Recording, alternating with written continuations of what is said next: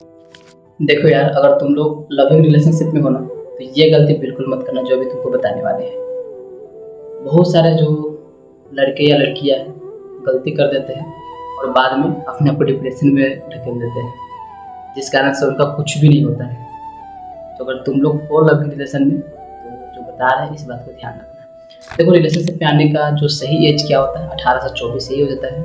और इस एज में तुमको कैरियर भी देखना पड़ता है।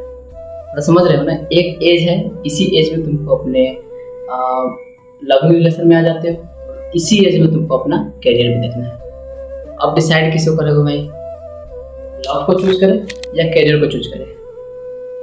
तो मेरा जो पर्सनली मानना है कि अगर तुम्हारा पार्टनर अगर सही है, तुम दोनों चीज़ को मेंटेन कर सकते हो। लेकिन अगर पार्टनर ही सिर्फ टाइम पास करने वाला है, तो तुम अगर लव को पकड़ने जाओ तो कैरियर जाएगा, कैरियर को पकड़ने जाओ तो लव चला जाएगा। तो अगर दोनों को मेंटेन करके रखना है, तो अपने लाइफ में जो भी बताने वाले हैं, इस गलती को कभी भी मत करना। क्यों? क्योंकि अगर बाई चांस अगर जो तुम करने जा रहे हो, इस चक्कर में अगर तुम्हारे लव छोड़ के चला जाए, तुम्हारा करियर तो रहेगा ना, माँ बाप को कम से कम शक्ल तो दिखा पाओगे ना। लेकिन अगर लव के चक्कर में तुम्हारा करियर ही खत्म हो जाए, तो फिर घर पे क्या जवाब दोगे? बाद में पता चला ना तुम्हारा करियर, ना तुम्हारा कोई जॉब रहा, ना तुम्हारे पास कोई बंदी रही या बंदा रहा, तो फिर घर पे क्या जवाब दोगे? तो जब भी तुम लविंग रिलेशनशिप में आते हो, तो सबसे पहला दोनों का एक कमिटमेंट होना चाहिए कि नहीं, पहले हम लोग को अपने फ्यूचर को सिक्योर करना है, उसके बाद ही हम लोग कुछ करेंगे। अगर हमारा फ्यूचर सिक्योर हो जाता है, कॉलेज में हो गए, किसी कंपटीशन की तैयारी कर रहे होगे, तो उसमें अपना टाइम, ज़्यादा से ज़्यादा टाइम तो अपने प्रिपरेशन के ऊपर, अपने कॉलेज के ऊपर, और कम टाइम तो अपने लविंग रिलेशन में।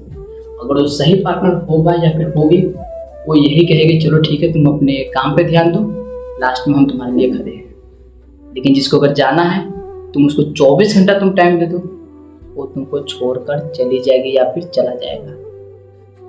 तो इस बात को कभी भ्रम में मत रखना कि नहीं, हम अपने पार्टनर के साथ अगर 24 घंटा टाइम देते हैं, कैरियर तो बाद में भी बना लेंगे, नहीं छोड़ के जाएंगे। लेकिन जिसको छोड़ के जाना होगा, तुमको ऐसे भी छोड़ के चलेंगे। लेकिन अगर सही पार्टनर होगा, तो सबसे पहले तुमको कहेगा कि एक काम करते हैं, पहले अपना फ्यूचर को सिक्योर कर देते हैं। हमारा फ्यूचर अगर परफेक्ट हो जाएगा, तो बाद में पेरेंट्स को अगर अपना बता सकते हैं, तो बाद में तुम शादी भी कर सकते हो। लेकिन जब तुम्हारा गोल ही नहीं है, जब तुम्हारा फ्यूचर ही सिक्योर नहीं है, तुमको ना जॉब है, ना बिजनेस है, ना कुछ है, तो फिर कौन से एंगल से कोई बाप अपने बेटी को तुम्हारे हाथ में देगा?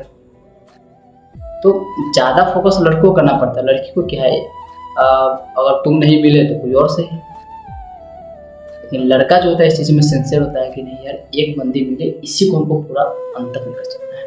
तो प्लीज़ बुरा मत मानना, लेकिन जो फैक्ट है सो बता दिए। इस वीडियो का मोरल क्या था, लास्ट में बस इतना ही बात कहेंगे कि जब भी रिलेशनशिप में आओ, तो सबसे पहले तुम्हारा फ्यूचर सिक्योर होना चाहिए। अगर तुम्हारा फ्यूचर सिक्योर है ना, अगर तुम्हारा गोल सेट है, तुम्हारा ज़्यादा टाइम अगर प्रिपरेशन के ऊपर जा रहा है, तो यकीन मानो वो बंदी तुमको कभी छोड़ के नहीं जाने वाली, या फिर वो बंदा तुमको कभी छोड़ के नहीं जाने वाला है। लेकिन अपने अगर फ्यूचर को डैमेज कर रहे हो और उस लविंग रिलेशन को तुम ज़्यादा अहमियत दे रहे हो, तो शायद लास्ट में तुम्हारे पास कुछ नहीं बचेगा। कहते हैं किस्मत वालों को ही ये दोनों चीज़ मिलता है। तो अगर तुम्हारे पास है, तो उस चीज़ को एक्सेप्ट करके आगे बढ़ो, ना कि उसको छोड़कर।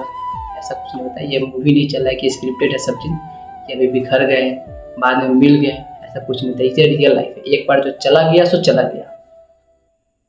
तो इसलिए जब भी रिलेशनशिप में आओ, तो पहले अपना फ्यूचर को सिक्योर करो।